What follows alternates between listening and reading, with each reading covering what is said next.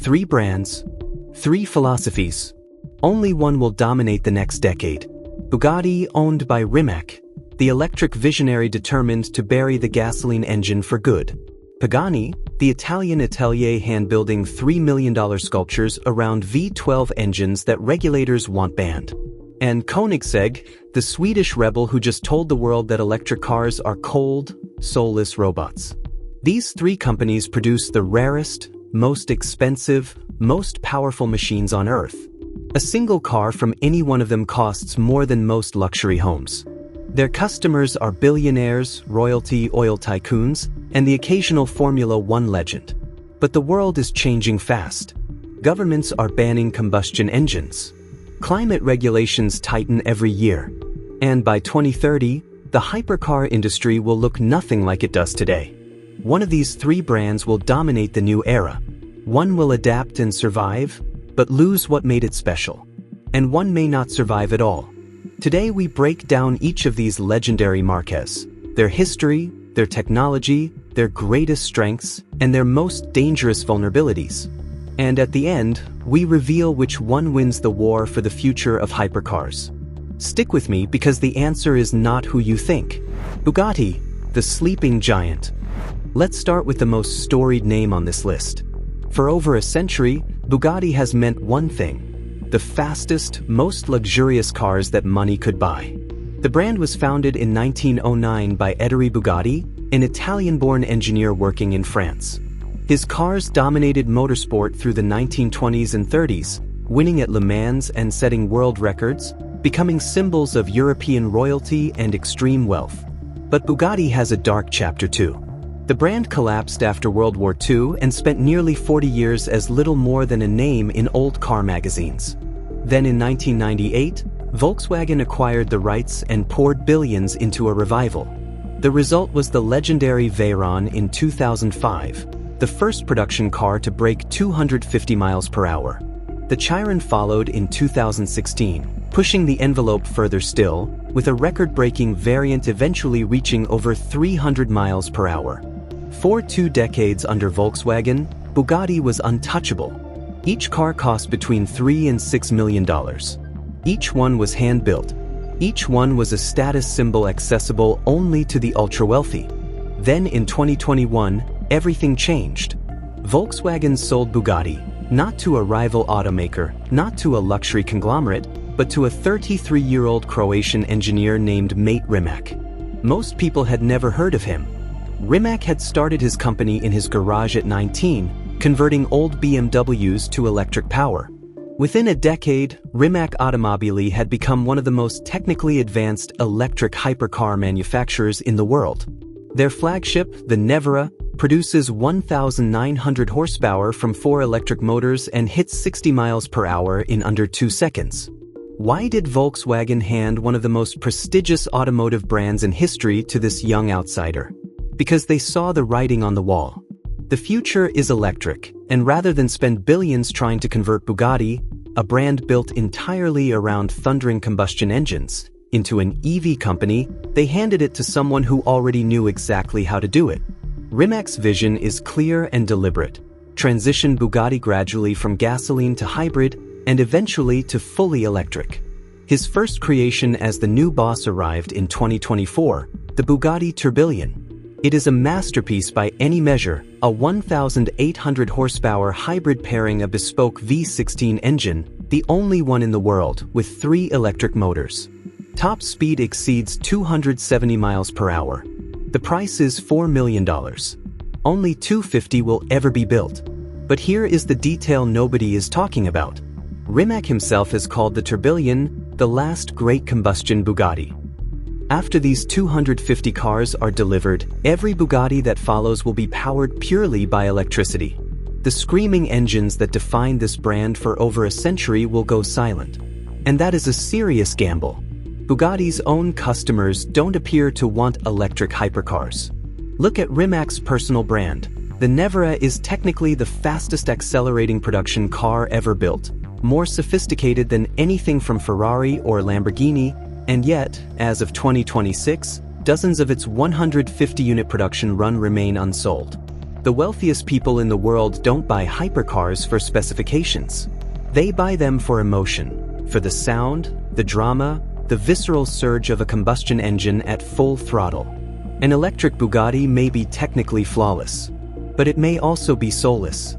This is the bet Rimac is making, that within 10 years, even the most devoted collectors will accept silent electric hypercars. If he's right, Bugatti survives. If he's wrong, the most legendary name in automotive history fades into irrelevance. Pagani, the Italian artist. Now we shift from German engineering to pure Italian obsession. From corporate strategy to one man's lifelong dream. Horacio Pagani didn't set out to build a car company. He wanted to build sculptures that happened to travel at 250 miles per hour. Born in Argentina in 1955, Horacio grew up sketching imaginary supercars in his school notebooks from the age of 12. By his mid-20s, he knew that if he wanted to build cars, he had to leave. In 1983, at 28 years old, he moved to Italy with his wife and almost no money, with a single goal: work for Lamborghini. He got the job, and almost immediately started causing problems. Horacio was obsessed with a new material called carbon fiber. He believed it was the future of the automobile and pushed relentlessly for Lamborghini to invest in it. Their response? They laughed at him. Executives called carbon fiber a stupid plastic and said no serious automaker would ever build cars from it. Eventually, they let him go. Today, every hypercar on Earth, including Lamborghini's own, is built primarily from carbon fiber. Horacio didn't just prove them wrong. He built an empire on the material they dismissed. In 1992, he founded Pagani Automobili in a small workshop in northern Italy. His first car, the Zonda, took 7 years to develop and debuted in 1999. It looked like a spaceship and sounded like an opera. Critics called it the most beautiful supercar ever made. Hollywood stars and royal families lined up to buy one. The Huayra followed in 2011, then successive limited variants, each more extreme and more expensive. Today's flagship is the Utopia, launched in 2022 at $3.4 million. The track-only Huayra are Evo commands over $3.5 million. Pagani builds roughly 50 cars per year. Each takes 6 to 12 months to complete. The interior is hand-sewn. The engine bay is polished like a jewel. Even the bolts are custom machined and individually engraved with the Pagani logo. Every detail is deliberate, obsessive, irreplaceable. And every Pagani still uses a naturally aspirated V12 engine, hand-built by Mercedes-AMG and tuned specifically for the car. No hybrid system, no electrification, no turbos. Pure mechanical fury. Horacio has stated publicly that he will never build an electric car while he is alive. For him, the engine is the soul of the automobile. Remove it and you remove the art. But that philosophy is now facing an existential threat. The European Union has mandated a ban on new combustion engine sales starting in 2035. Pagani's entire identity, its sound, its drama, its reason for existing, is built around engines that legislators are phasing out. If the law forces a switch to hybrid or electric power, Pagani becomes just another expensive electric car competing in an increasingly crowded field. There is also a generational gap emerging. Younger billionaires, tech founders, crypto millionaires, digital age collectors want connectivity, large screens, and software integration. A new Pagani Utopia offers a manual gearbox and analog gauges. It is a breathtaking machine, but it refuses to engage with the modern world on any level. That is a beautiful philosophy. Whether it is a sustainable business model for 2030 is another question entirely. Horacio Pagani is now 71. His son Christopher is being prepared to take over. But the deeper question remains, can his singular vision survive without him? Can a tiny Italian workshop hand-building V12 sculptures compete in a world of electrification mandates and rapidly shifting buyer tastes? Koenigsegg, the Swedish maverick. In 1994, a 22-year-old from Stockholm announced he was going to build the fastest car in the world. Everyone laughed.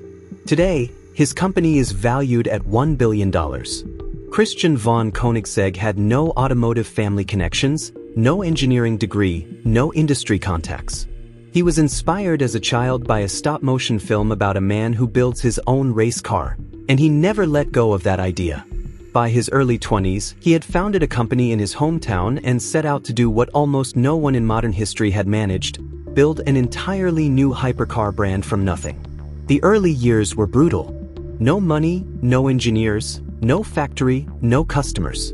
In 2003, with his first production car nearly ready, the workshop burned to the ground.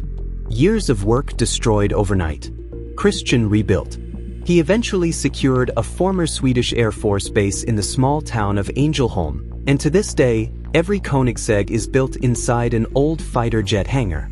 In 2017, the Agera RS set an official world record, hitting a two-way average of 277 miles per hour, beating Bugatti at their own game with a fraction of the budget and a fraction of the team.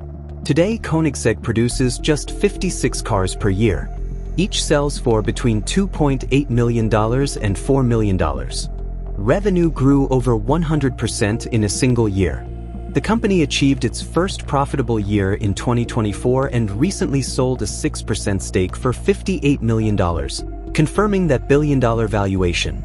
Their current lineup includes the Jesko, designed to approach 300 miles per hour, the CC850 with its extraordinary manual gearbox, the Sadir spear track weapon at $3.8 million, and the coming Gemera, a 4-seat, 2,300 horsepower hypercar that can carry a family at over 200 miles per hour. But what truly separates Koenigsegg from its competitors is what Christian invented while everyone else was scrambling to comply with emissions regulations.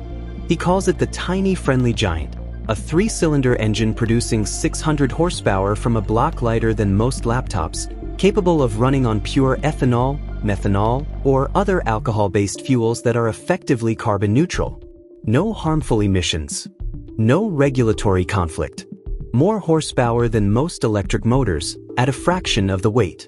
While Bugatti pivots to batteries and Pagani prays for regulatory exemptions, Koenigsegg has quietly engineered a third path: combustion that is clean, emotional, and legal.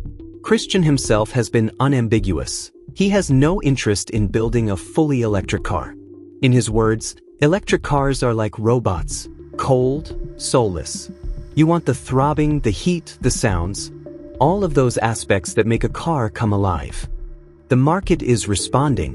Koenigsegg is sold out years in advance. Demand outpaces supply by 10 to 1. Buyers are placing million-dollar deposits simply to secure a place on the waiting list. Let's compare these cars directly across the categories that matter most. Heritage goes to Bugatti, without contest. Over a century of history, Le Mans victories, royal patronage, and unmatched cultural prestige. Pagani and Koenigsegg are each barely 30 years old. Technology belongs to Koenigsegg. They design and manufacture their own engines, transmissions, and chassis components in-house, and have invented technologies that Ferrari and Porsche license from them. Bugatti now relies on Rimac's electric platform. Pagani depends on Mercedes-AMG for its engines and has shown no appetite for advancing beyond its original formula. Future readiness is where the gap becomes stark. Bugatti is forcing itself into the electric era and gambling that buyers will follow. Pagani is refusing to change at all, which is a different kind of gamble. Koenigsegg has invented an entirely original solution: alternative fuels that are cleaner than gasoline but deliver everything that electric power cannot. Financial health. Koenigsegg is thriving. Bugatti is funded but unproven under its new structure. Pagani is profitable but small and conservative. Founder vision. Bugatti's founding vision died with Ettore Bugatti in 1947. Pagani still has Horacio at 71, though the clock is ticking. Koenigsegg has Christian von Koenigsegg at 53, more inventive and more energized than ever, with no plans to slow down.